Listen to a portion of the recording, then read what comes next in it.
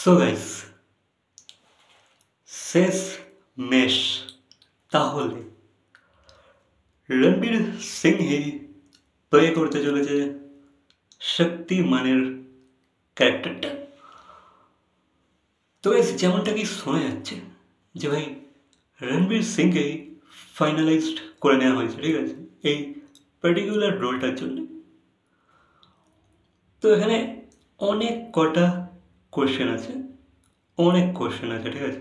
অন্তত আমার মনে তো ভাই প্রচণ্ড মাত্রায় কোয়েশ্চেন ভাসছে, আলাদা লেভেলেই ভাসছে যে ভাই আদেও কি রণবীর সিং এই ক্যারেক্টারটাকে প্লে করতে পারবে? আদেও কি রণবীর সিং শক্তিমানের ক্যারেক্টারটাকে প্লে করতে পারবে, জাস্টিফাই করতে পারবে কি রোলটাকে? দেখো গাইস,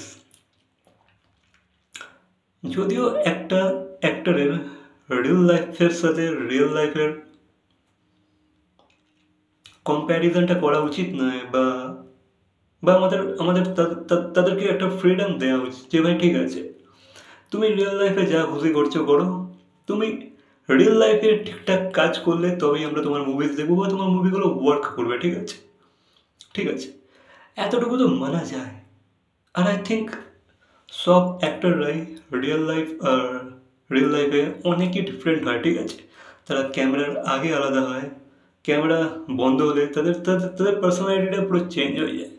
বাট এক্ষেত্রে এই যে শক্তিমানের রোলটা যে প্লে করতো মুকেশ খান্না, তার কিন্তু একটা ব্যক্তিত্ব আছে, ঠিক আছে, তার নিজস্ব একটা ফিলসফি আছে। সে কিন্তু ওরকম একটা রণবীর সিংয়ের মতো কিন্তু ছ্যাবলা মানুষ নয়, তার একটা নিজের একটা ব্যক্তিত্ব আছে, তার একটা ভারিত্ব আছে।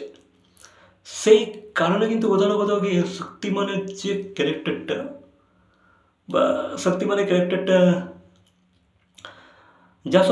যা সব শিক্ষামূলক জিনিসপত্র দেখানো হতো শক্তিমানেতে, তো সেগুলোকে লোক কিন্তু নিত, ঠিক আছে, বা অ্যাকসেপ্ট করতে পারতো এই চরিত্রটাকে। But the thing is, Ranveer Singh এখানে কোশ্চেন হচ্ছে রণবীর সিংকে নিয়ে। হ্যাঁ, আমি জানি রণবীর সিংকে কোনো কোনো ডিফারেন্ট কাইন্ড অফ ক্যারেক্টার দিলে বা ডিফারেন্ট কাইন্ডস অফ রোল দিলে তো খেলে দেয়, ঠিক আছে, তো ভালো করে, খুব ইন্টেন্সের সাথে করে, ঠিক আছে, খুব ভালো প্লে করে। যেমন কি আমরা বাজিরাও মস্তানে অ্যান্ড খিলজি ফিলজি এসব দেখেছি আমরা, ভালো করেছে, ঠিক আছে। সে তার রোলটা খুবই ইন্টেন্সের সাথে ঠিকঠাক করেছে, যেটা দরকার ছিল সেটা সেটা সেটা সেটা সেটা কিন্তু সে দিয়েছে, সেই ক্যারেক্টারটাকে 100% দেওয়ার চেষ্টা করেছে। এখানে আমরা কোনো রকমের কোয়েশ্চেন ওঠাতে পারি না। বাট রণবীর কাপুর ভাই রিয়েল লাইফে কিন্তু খুবই ছ্যাবলামো করে থাকে, ঠিক আছে, এটা কিন্তু মানতে হবে। খুবই মানে তাকে কেমন একটা লাগে, তার তার ক্যারেক্টারটা বা তার যে পার্সোনালিটিটা খুবই বচকানা লাগে, ঠিক আছে, খুবই একটা ছ্যাবলা গোছের লাগে।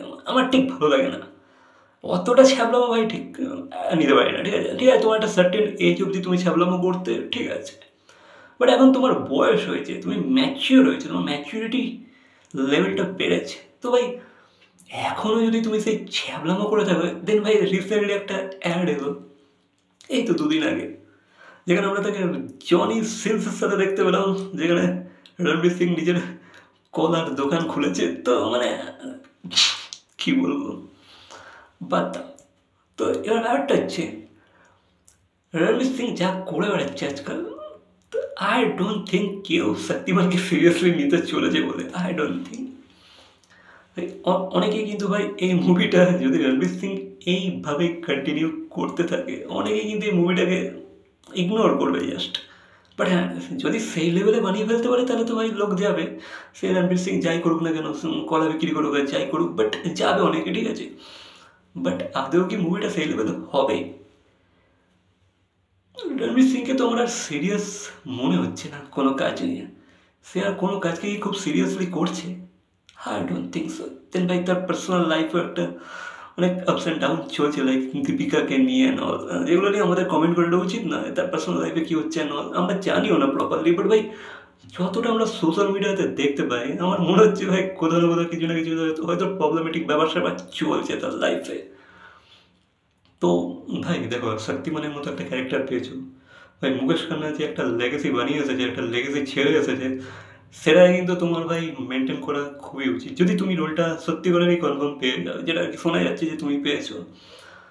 তোমায় কিন্তু ভাই সেই লেভেলে করতে হবে, নাহলে ভাই কেউ মুভিটাকে জাস্ট বয়কট গোচর করে ফেলবে। তো দেখা যাক কী হয়।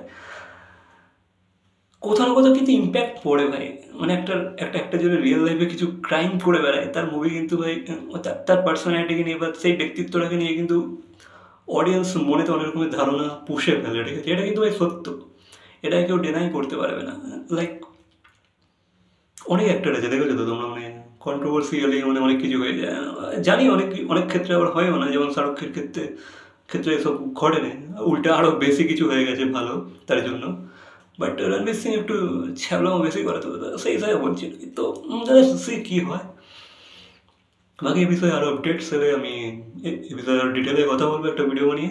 বাট এই মুহূর্তে আমি এটাই বলতে চাইছি, আমার ভাই একটু ডাউট আছে রণবীর সিং কি আদেও এই একটা সিরিয়াস চরিত্রকে কি প্লে করতে পারবে। আমি জানি ভাই সে যদি ঢুকে যায় ক্যারেক্টারের মধ্যে সে কিন্তু প্লে করে দেবে, সে নেক্সট লেভেল প্লে করে দেবে। বাট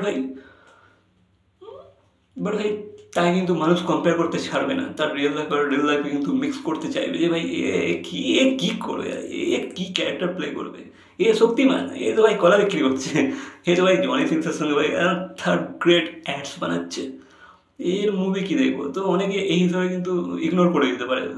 এবার কিন্তু ভাই রণবীর সিংয়ের টাইম এসে গেছে, তাকে একটু সিরিয়াস হতে হবে, ঠিক আছে, আদারওয়াইজ কিন্তু তার ক্যারিয়ার ডাউনফলের দিকে অলরেডি এগিয়ে গেছে, আরও এগিয়ে যাবে।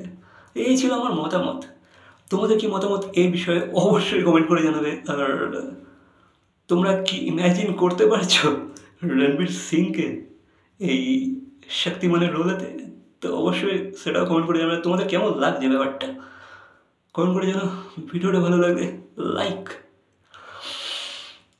শেয়ার কমেন্ট তো অবশ্যই করবে, আর সাবস্ক্রাইবও করে দিতে পারো। তো দেখা হচ্ছে পরবর্তী কোনো ভিডিওর সাথে। Till then